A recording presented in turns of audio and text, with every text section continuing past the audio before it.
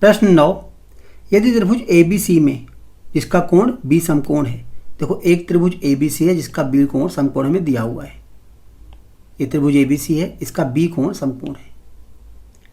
यदि tan A बराबर 1/3, tan A बराबर 1 में √3 है।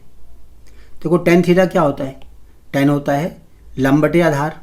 तो देखो अगर हम A लेते हैं, A कोण ये वाला है, तो A के सामने भुजा जो होगी, यानी इसे C ले लिया हमने क्योंकि ABC त्रिभुज है, A के सामने BC है ये भुजा, तो ये हमारा लंब हो जाएगा। इसे हम लिख सकते हैं 1 में √3 के, एक K नंबर से गुणा करके ले लिया, तो ये आ जाएगा K यानी 1K और ये आ जाएगा √3 के। अब इससे क्या होगा, हम इसकी निकाल सकते हैं भुजा ये वाली AC। त्रिभुज ABC में पाइथागोरस प्रमेय से AC का वर्ग बराबर AB का वर्ग प्लस BC का वर्ग। AB √3 के है तो √3 के का वर्ग आ जाएगा और BC है 1 के, 3 आ जाएगा यहाँ पे। देखो √3 का वर्ग 3, K का वर्ग ऐसे आएगा एज इट इज, 1K का वर्ग सिर्फ 1K स्क्वायर आएगा, 3 और 1 4 हो गया, 4K स्क्वायर। इस तरह हमारे पास AC बराबर आ गया √4K स्क्वायर मतलब 2K। अब देखो हमारे पास तीनों भुजाओं के मान आ गए, हमें निकालना क्या है। देखो पहला जो भाग है उसमें निकालना है हमें sin A cos C plus cos A sin C।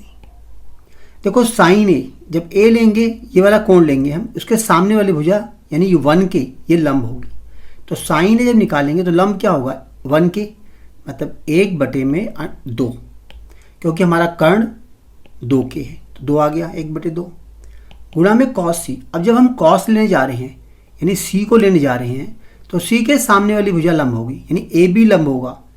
अब यहाँ पे क्या आएगा cos C आधार बटे में कर्ण, तो इस वक्त देखो C के साथ वाली भुजा तो यही वाली है ना, तो ये आधार बन जाएगा BC मतलब 1/2। A लेने पर BC जो है लंब बनेगा, लेकिन C लेने पर कोण C लेते हैं अगर C के सापेक्ष तो BC आधार बन जाएगा। अब देखो cos A, वापिस cos A पे आते हैं। अब इसके वाले केस में क्या होगा, AB हमारा आधार बन जाएगा और cos क्या होता है आधार बटे में कर्ण मतलब √3/2 और sin C, अब C यहाँ से ले रहे हैं हम, तो देखो C के सामने वाली भुजा ये वाली लंब बन जाएगी, तो ये हो जाएगा √3/2। इसको हल करके हम निकाल सकते हैं मान। 1 को 1 से गुणा किया 1 आएगा, 2 दूनी 4, √3 को √3 से किया 3 आएगा बटे में 4। नीचे देखो दोनों का लघुत्तम सेम है 4, ऊपर वाली संख्याओं को जोड़ दो, 1 और 3 4 आ गया, 4 4 कट के 1 आ गया। तो पहले भाग का जो तो उत्तर था वो आ गया 1। अब आते हैं हम दूसरे भाग पे। देखो दूसरा भाग दिया है cos A cos C। दूसरे भाग को करते हैं हम cos A cos C, आगे है minus sin A sin C, minus sin A sin C।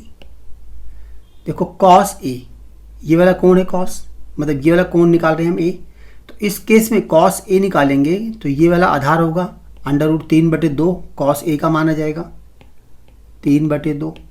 cos C अगर हम जब C लेंगे तो आधार ये हो जाएगा 1K, तो 1/2 हो जाएगा ये 1/2।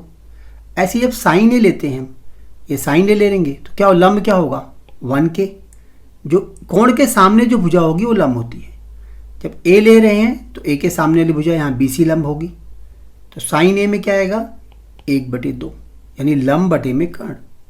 और जब sin C लेंगे मतलब ये वाला कोण लेंगे हम, तो इसके सामने वाली भुजा ये लंब बनेगी √3K वाली लंब बन जाएगी, तो ये आएगा √3/2।